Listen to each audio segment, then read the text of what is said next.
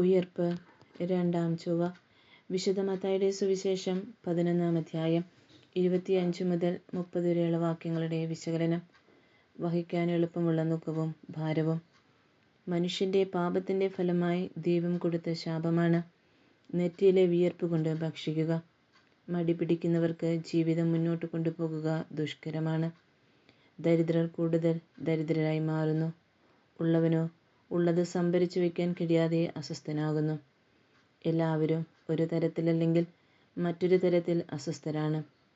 ആകുലതപ്പെട്ടുകൊണ്ട് ആയുസ്സിൻ്റെ ഒരു മുഴം പോലും കൂട്ടാൻ നമുക്ക് കഴിയുകയില്ല. എന്നാൽ കർത്താവ് അത് ഏറ്റെടുക്കാൻ തയ്യാറാണ്. അത് വെറും വാക്കല്ല. നമ്മുടെ പാപങ്ങൾ ഏറ്റെടുത്തവനാണല്ലോ അവൻ.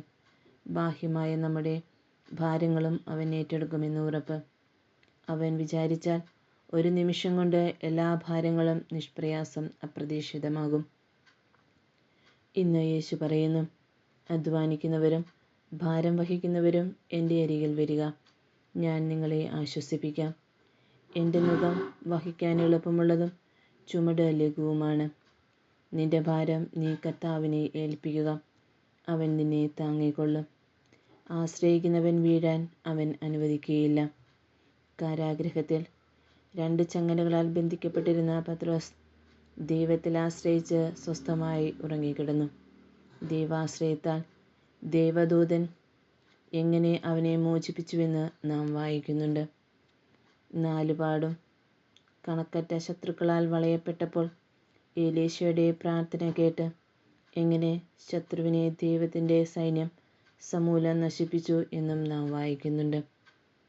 ഏറ്റവും വലുത് ശാരീരിക ഭാരമല്ല, ഹൃദയത്തിൻ്റെയും മനസ്സിൻ്റെയും ഭാരമാണ്. ഹൃദയം തകർന്നവരെയും മനസ്സ് മടുത്തവരെയും നോക്കിയാണ് യേശുവിന് തൻ്റെ അരികിൽ വരാൻ അവരെ ക്ഷണിക്കുന്നത്. ദൈവത്തിൻ്റെ ഹിതമായിരിക്കട്ടെ നമ്മുടെ നുകം.